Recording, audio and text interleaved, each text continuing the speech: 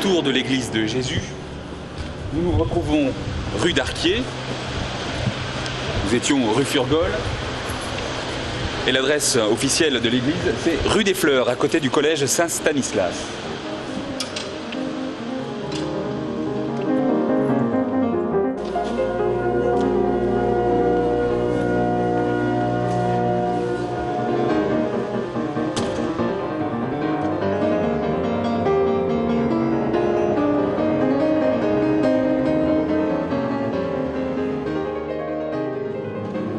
Curieusement, il n'y a pas de messe dans cette église de Jésus. Elle est donc le siège d'associations qui organisent des événements musicaux. On connaît notamment Toulouse les Orgues.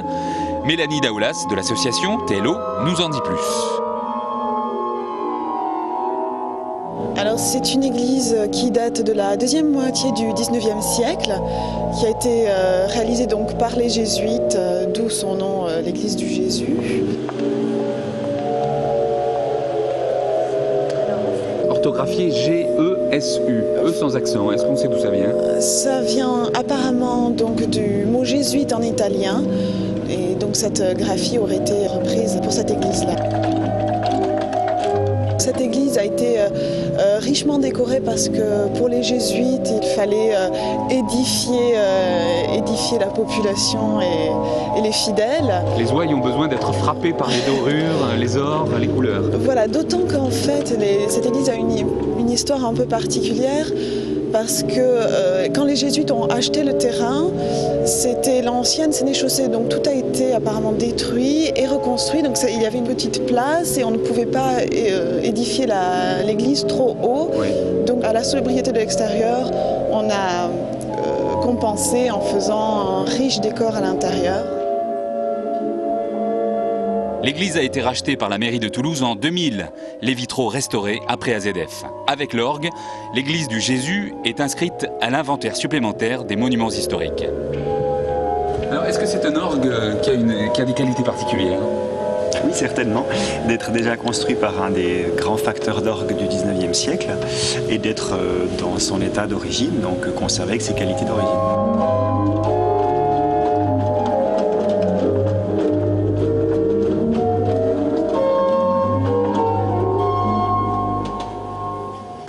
Là, je répète pour un concert que je dois faire dans une semaine à Paris. Ouais. Et donc, je travaille du Vierne, une pièce de 1911. Est-ce qu'il y a des vibrations spéciales ici? On a toujours les notes graves qui ont une résonance particulière dans un vaisseau comme ça, assez grand. Mais sinon, tout est vibration dans un orgue. Au printemps, en quelque sorte, l'église de Jésus renaît, notamment grâce à des concerts. Oui, voilà, nous avons lancé l'année dernière une petite série de concerts d'une demi-heure qui ont lieu le jeudi en mai ou en juin. Cette année, ce sera vraisemblablement en mai. Ce sont des concerts qui associent l'orgue à un autre instrument ou à une autre discipline. L'an dernier, on a eu de la danse.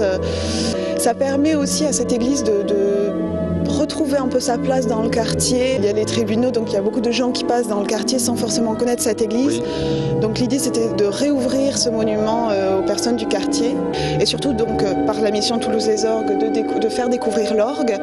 Donc ce qu'on a entrepris, surtout l'an passé, on espère pouvoir le reconduire cette année, sont des visites concertantes de l'orgue. Ce qu'on a fait aussi pendant les journées du patrimoine, c'est-à-dire que le public vient, un organiste choisi par Toulouse les Orgues joue à peu près 15 minutes et fait monter le public à la tribune. Et là, l'organiste explique le fonctionnement, montre les différentes sonorités. Et donc voilà, c'est c'est une action qui nous tient beaucoup à cœur. En quittant l'église, on est là comme à Lourdes.